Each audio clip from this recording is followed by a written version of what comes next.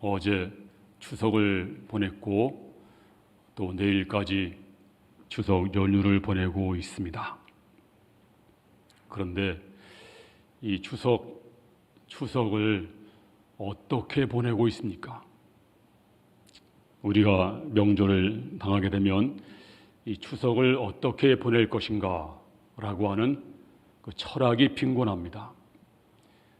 그래서 우리는 민족 고유의 이 명절을 가족 친지가 모여서 서로 맛있는 음식을 먹고 도란도란 이야기꽃을 피우고 또 재미있는 얘기도 하고 놀이도 하고 또 요즘에는 여행도 많이 가고 이렇게 명절을 대부분 보내고 있습니다.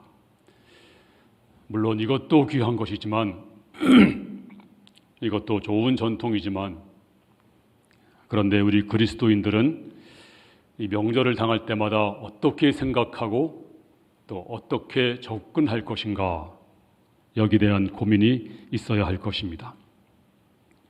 오늘 본문에 보면 하나님 백성들이 그 당시에 지켰던 그 명절이 기록되고 있습니다. 근데 그냥 명절이 아니고 하나님의 명절, 여호와의 절기로 지킨 것을 알 수가 있습니다. 자, 오늘 본문 4절에 보면 다 같이 시작. 이것이 너희가 그 정한 때 성회로 공포할 여호와의 절기들이니라. 첫째 달 열 나흘날 저녁은 여호와의 유월절이요. 여기 보니까 여호와의 절기, 하나님의 명절입니다. 그런데 유월절이 되면 이제 저들이 양을 잡아서 먹고 어린 양을 또 쓴 나물을 먹고 그러면서 보내면 아마 자녀들이 아니 왜 이렇게 쓴 나물을 먹을까요? 왜 우리가 어린 양을 잡아서 먹을까요? 그러면 하나님께서 우리가 애굽에서 신음할 때 바로 그날 어린 양이 대신 죽음으로 말미암아서 우리가 해방을 받았단다. 또 초막절을 맞이하면 광야에 나가서 천막을 칩니다. 그러면 자손들이 물을 것입니다. 왜 여기다가 천막을 치고 여기서 살아요? 일주일 동안? 그러면 우리 조상들이 이 광야를 지나서 이제 가나안 땅에 들어왔느니라. 그때 하나님이 밤에는 불기둥, 낮에는 구름기둥으로 우리를 인도하셨느니라. 그래서 여호와의 절기로 지켰습니다. 뿐만 아니라 신명기 16장 14절에 보면 시작. 절기를 지킬 때는 너와 내 자녀와 노비와 내 성중에 거주하는 레위인과 객과 과와 가부가 함께 즐거워하되. 명절 당하면 우리끼리 우리 가족만 먹고 놀고 하는 것이 아니라 객들, 고아들, 과부들 그리고 그늘진 사람들 다 함께 먹고 마시고 즐거워하자. 이것이 바로 명절이다 그랬습니다. 근데 여기서 그치는 것이 아닙니다. 그 당시 지켰던 그 명절은 이제 구속사적으로 기독론적으로 이제 하나님의 오묘한 구원의 섭리가 담겨져 있습니다. 한마디로 말하면 하나님의 구원의 프로젝트, 놀라운 하나님의 구원의 계획이 이 명절 안에 기록되어 있습니다. 자, 오늘 본문에 보면 명절이 7대 명절이 나옵니다. 오늘 5절에는 유월절, 6절에는 무교절, 10절에는 초실절, 15절에 오순절, 23절에 나팔절, 그 다음에 속죄절, 초막절 이렇게 7대 명절이 기록되고 있습니다. 그런데 이 절기들은 그 당시에 한 번 있었던 어떤 역사적인 해프닝이 아니라 여기에 하나님의 깊은 진리, 하나님의 구속사가 여기 담겨 있어요.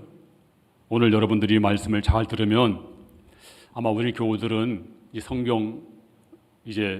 성경을 보는 눈과 실력이 많이 상상되어서 좀 어려운 이 구속사를 여러분들이 잘 이해하리라 믿습니다.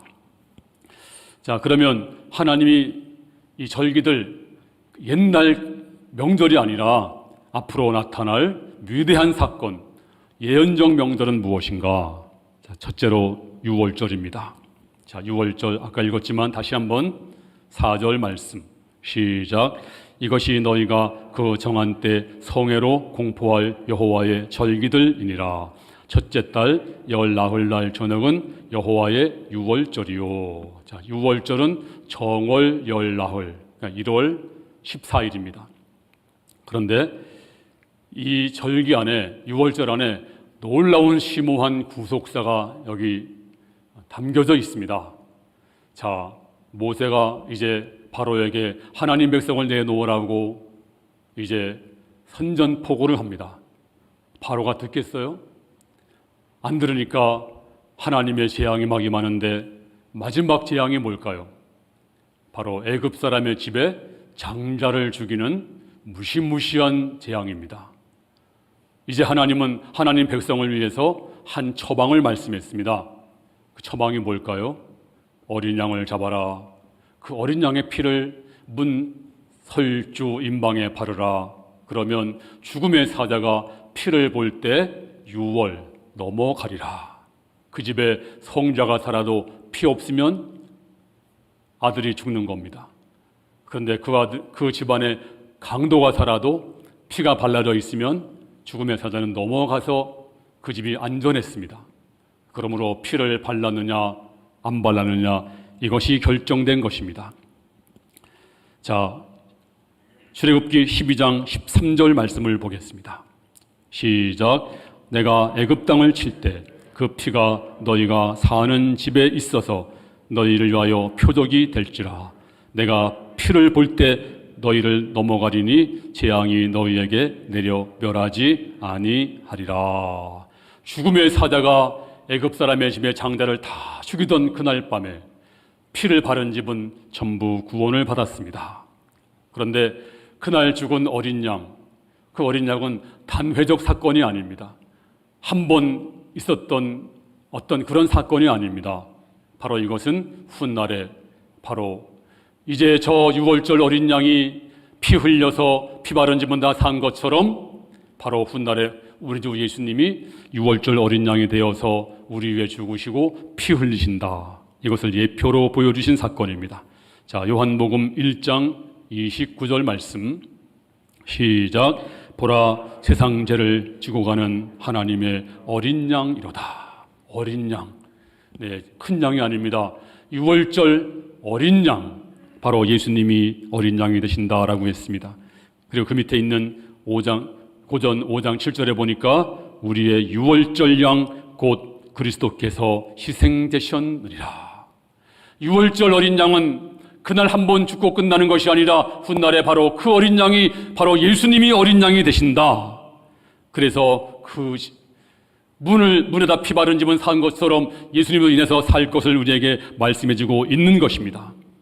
그러므로 유월절은 주님의 죽음을 예고한 신학적으로 굉장히 심오한 뜻이 있는 절기인 것을 알 수가 있습니다. 자, 두 번째는 무교절입니다. 무교절. 무교절은 누룩 없는 떡을 의미합니다. 그리고 무교절은 유월절이 지난 다음에 그 다음 날부터 한 주간을 가리켜서 무교절 주간, 무교절 이렇게 부릅니다. 자, 이 기간 동안에 반드시 할 일이 있어요. 이 기간 동안 이거 안 하면 백성 중에서 끊쳐집니다. 다시 말하면 저주받아서 망합니다. 자, 하나님 백성들은 이 기간에 안에 반드시 할 일이 있어요. 그게 뭔지 아세요? 바로 집안을 샅샅이 뒤져가지고 누룩을 전부 찾아내어서 그 누룩을 땅속에 묻는 것입니다. 이렇게 안 하면 어떻게 될 것이냐? 자, 출애굽기 12장 15절 시작. 너희는 이랫동안 무교병을 먹을지니 그 첫날에 누룩을 너희 집에서 제하라. 무릇 첫날부터 일곱째 날까지 유교병을 먹는 자는 이스라엘에서 끊어지리라. 유교병, 누룩 있는 떡을 먹는 자는 이스라엘에게서 끊어지리라. 멸망을 당하리라. 그러므로 집안에 있는 누룩을 전부 찾아내서 땅속에 묻었습니다. 그러면 도대체 이 누룩이 뭐길래, 무슨 상징이길래 이걸 다 땅에다 묻었을까요? 이건 훗날에 바로 어떤 한 분이 이제 우리 죄를 위해서 죽으시고 누룩 같은 그 죄를 짊어지시고 이제 땅속에 들어간다라고 하는 것을 예표한 것입니다. 그리고 자, 고린도전서 5장 6절 시작. 너희가 자랑하는 것이 옳지 아니하도다.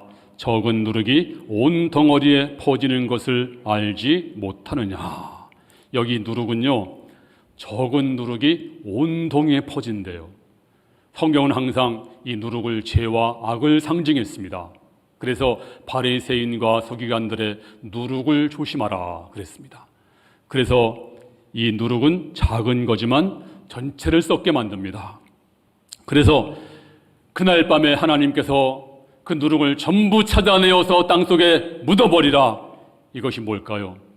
이제 역사 속에 한 분이 나타나서 우리의 죄와 악을 전부 가지고 땅속에 들어가신다. 다시 말하면 우리의 죄와 악을 전부 짊어지시고 죽어 장사가 된다. 이런 뜻입니다.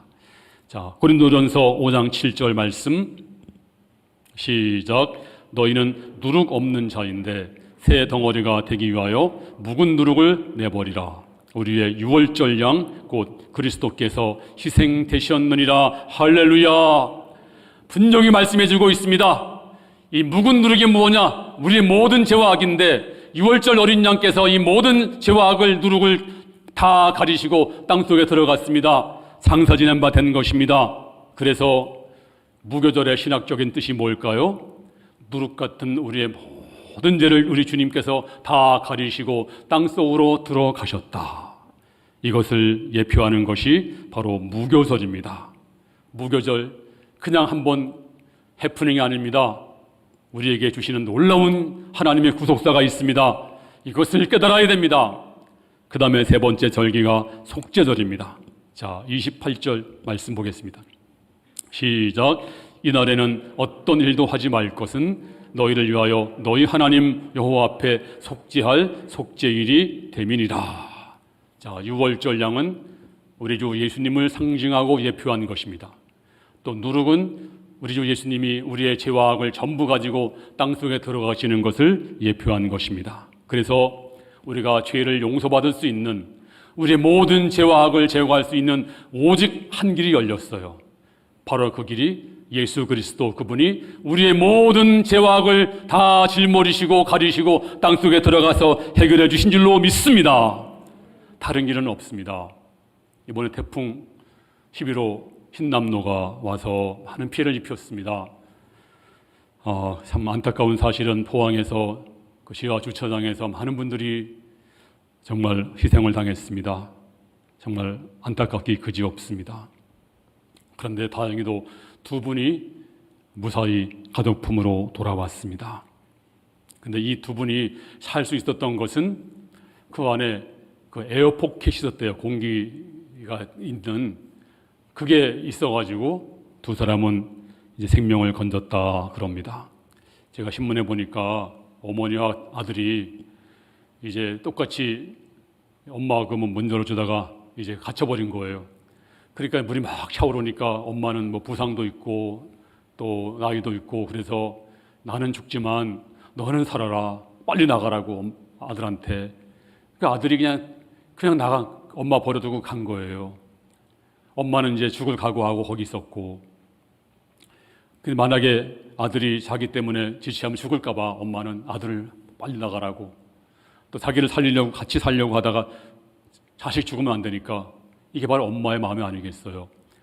근데 이상하게 아들은 죽었어요. 가다가 엄마는 거기가 바로 에어포켓이었습니다. 엄마는 살았습니다. 자, 우리가 속죄받고 구원받는 유일한 길이 무엇입니까? 우리 에어포켓, 여러분의 선행이 아닙니다. 우리의 종교도 아닙니다. 공자님도 아니고 부처님도 아닙니다. 우리의 에어포켓 유일한 단 하나의 길이 무엇입니까? 바로 주님이 어린 양처럼 유월절 어린 양처럼 죽으시고 그리고 누룩처럼 땅에 묻히시고 그리고 우리에게 구원의 길을 열어주신 줄로 믿습니다. 바로 이것이 신학적인 오묘한 하나님의 구원의 섭리입니다. 그 다음에 초실절입니다. 자, 초실절 처음 초자에다가 열매 실자를 써서 첫 열매라는 의미를 가지고 있습니다. 이 초실절을 우리가 맥추절 이렇게도 말하기도 합니다. 자, 초실절 되면 참 희한한 어떤 현상이 하나가 있어요. 그게 뭐냐면 처음 익은 곡식단, 처음 익은 열매를 이제 하나님의 사람에게 제사장에게 갖다 바칩니다. 그러면 첫 열매가 얼마나 귀한 거예요. 하나님께 드려야죠. 그래서 안식일 날, 예배하는 날 하나님께 드리는 것이 정상입니다. 근데 이상하게도 안식일 날 안 드리고 안식 후 첫날, 안식일 다음 날 그 곡식단을 하나님 앞에 막 흔들어서 바쳤어요. 자, 왜 그랬을까요? 성경 보겠습니다. 오늘 본문 10절 시작. 너희의 곡물을 거둘 때 너희의 곡물의 첫 이삭 한 단을 제사장에게로 가져갈 것이요 제사장은 너희를 위하여 그 단을 여호와 앞에 기쁘게 받으심이 되도록 흔들되 안식일 이튿날에 흔들 것이며. 이상하지 않아요?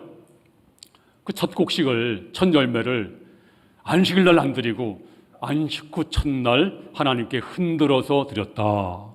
이게 뭘 상징할까요? 자, 마가복음 16장 9절입니다. 시작. 예수께서 안식 후 첫날 이른 아침 살아나신 후 할렐루야. 우리 주님께서 안식 후 첫날에 이제 부활의 첫 열매가 되어서 살아나신 줄로 믿습니다.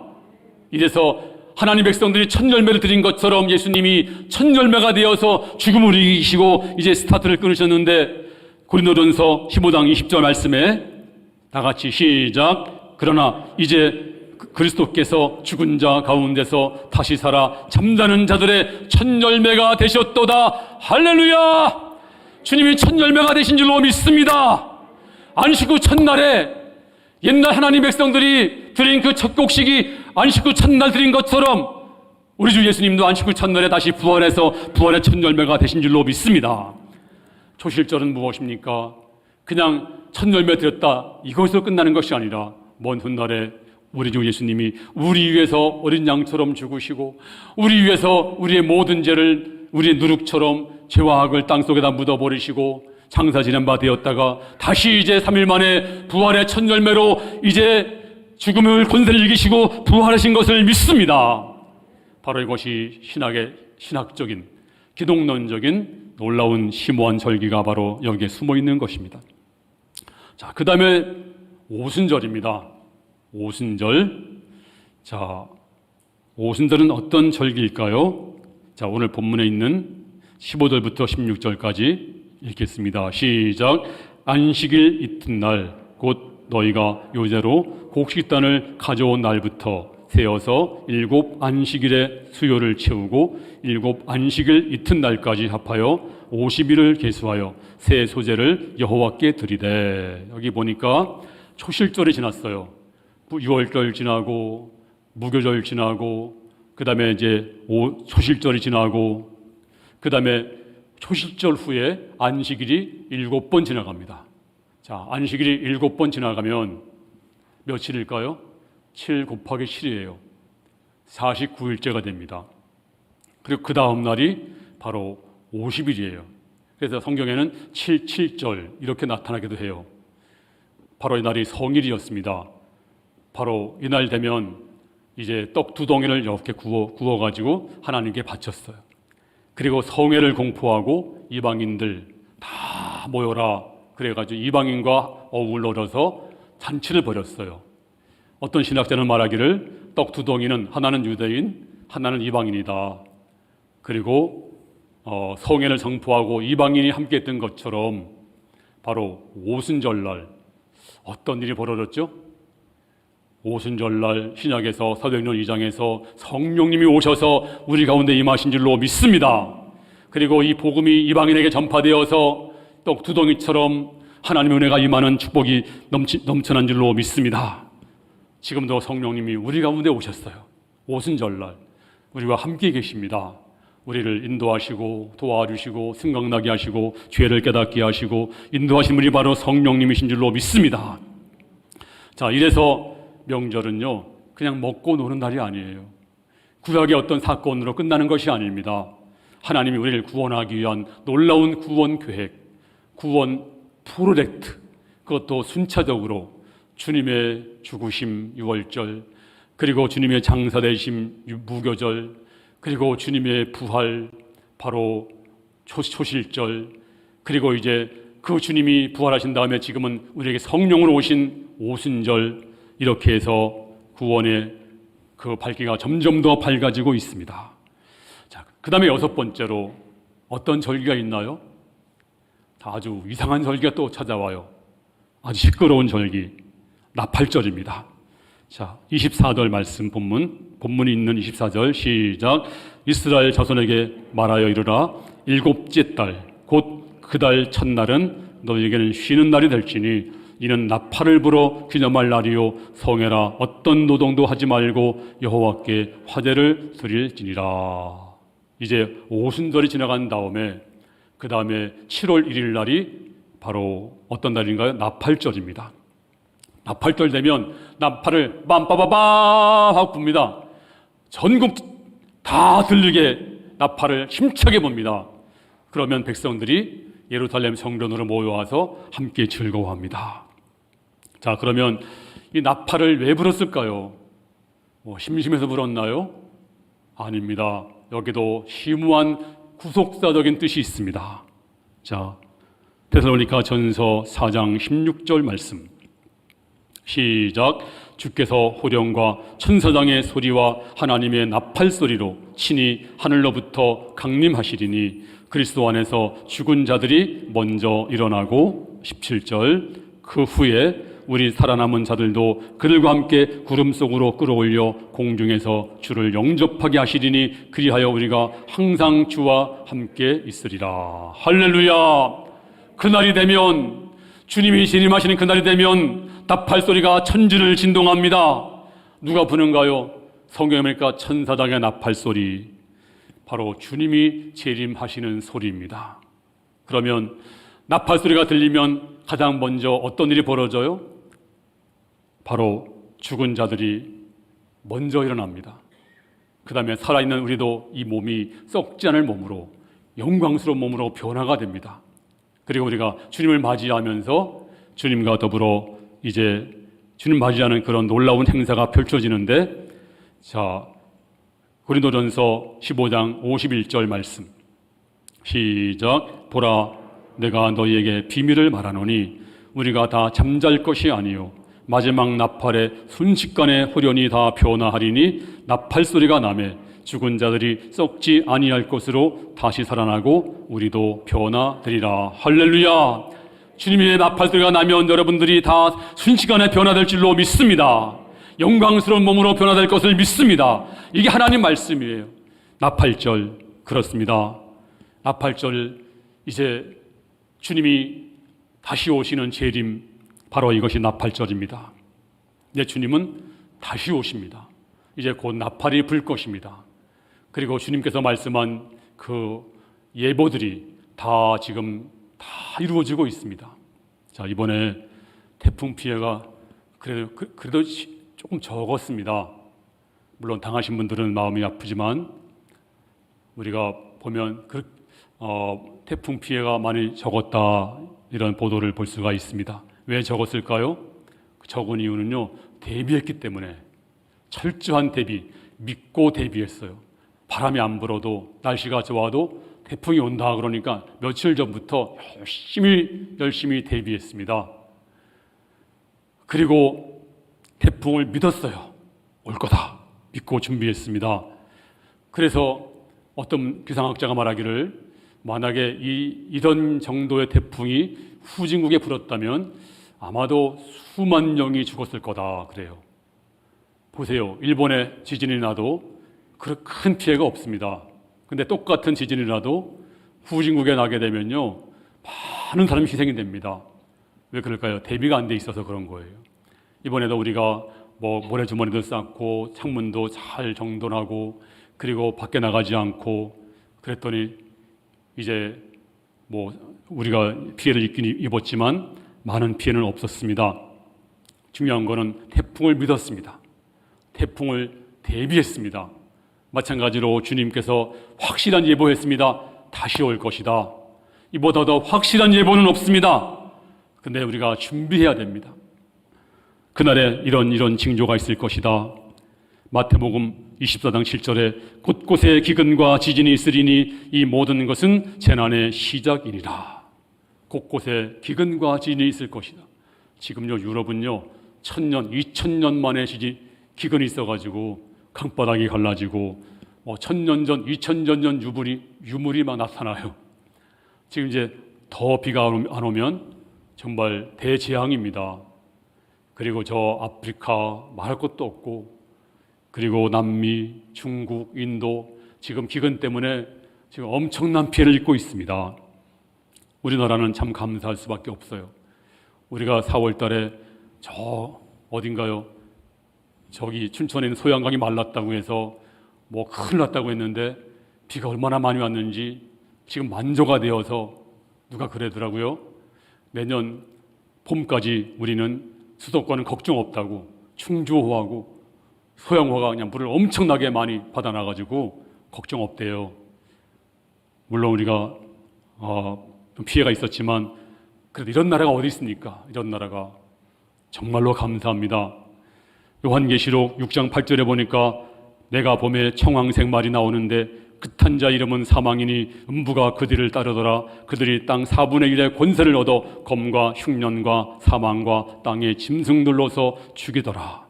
청황색 말, 이건 저주입니다. 흉년과 사망, 그래서 땅 4분의 1이 죽는다 그랬습니다. 지금요 식량 가격이 천정부지로 치솟고 있고 아프리카는 밀가루가 없대요. 그리고 식량 사정은 점점 안 좋아질 거다 예언합니다. 요한계시록 6장 6절에 내가 내 생물 사이로부터 나는 듯한 음성을 들으니 이르되 한 데나리온의 밀 한 대요 한 데나리온의 돌이 석 대로다. 하루 죽도록 일해도 밀 한 대밖에 못 산대요. 이럴 날이 올 거라고 합니다. 지금 오고 있습니다. 그리고 전염병이 창궐할 것이다. 요한계시록 16장 11절에 아픈 것과 종기로 말미암아 하늘의 하나님을 비방하고 그들의 행위를 회개하지 아니하더라. 이제 원숭이 두창, 종기, 코로나, 메르스, 신종플루, 사스, 에볼라, 얼마나 많은 이제 이 바이러스가 변종이 있는지 모릅니다. 어떻게 될지 모릅니다. 이제 주님이 오실 날이 너무너무 가까웠습니다. 우리가 정신 차려야 됩니다. 우리가 태풍의 이별을 믿었듯이 이걸 온전히 믿고 준비한 사람은 피해가 없었던 것처럼 여러분들을 준비해야 됩니다. 뭘 준비해야 돼요? 등을 준비하시고 예복을 준비하시고 그리고 기름 준비해서 주님 오시는 그날에 다 맞이하는 성도가 되기를 주의 이름으로 축원합니다. 자, 마태복음 24장 31절 말씀 읽겠습니다. 마태복음 24장 31절 시작. 그가 큰 나팔 소리와 함께 천사들을 보내리니 그들이 그 택하신 자들을 하늘 이 끝에서 저 끝까지 사방에서 모으리라. 천사장이 나팔을 불면 이제 믿는 자, 구원받은 자, 준비한 자들은, 예복 있는 자들은 다 주님이 모아서 놀라운 천국잔치로 여러분을 모을 줄로 믿습니다. 그들의 다 주인공이 되기를 주의 이름으로 축원합니다. 이제 마지막 남은 게 뭘까요? 초막절입니다. 초막절은 이 마지막 절기인데요, 무려 일주일 동안 진행되는 그러한 절기입니다. 자, 레위기 오늘 본문에 있는 40절 말씀 시작. 첫날에는 너희가 아름다운 나무 실과와 종려나무 가지와 무성한 나무 가지와 신의 보들을 취하여 너희 하나님 여호와 앞에서 이레 동안 즐거워할 것이라. 그날이 되면 바로 수장절이라고도 하기도 하고, 이날 되면 이제 실과 종려나무 가지, 무성한 나무 가지, 신의 보들을 취해서 흔들면서 수금을 타면서 즐거워하는데 무려 며칠 동안? 일주일 동안 즐거워하면서 파티를 열어라. 그렇습니다.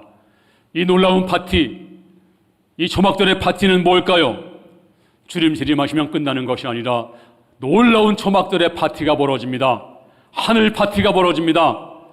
요한계시록 21장 1절에 시작. 또 내가 새 하늘과 새 땅을 보니 처음 하늘과 처음 땅이 없어졌고 바다도 다시 있지 않더라. 2절. 또 내가 보매 거룩한 성 새 예루살렘이 하나님께로부터 하늘에서 내려오니 그 준비한 것이 신부가 남편을 위하여 단장한 것 같더라. 새 하늘과 새 땅이 펼쳐집니다.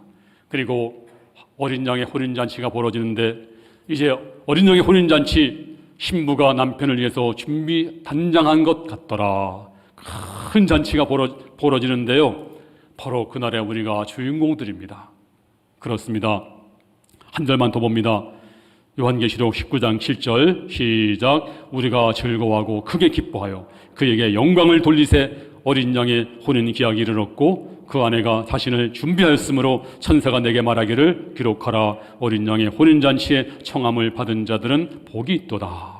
여러분들은 어린 양의 혼인잔치에 청함을 받은 자인 줄로 믿습니다. 누가 청함 받아요?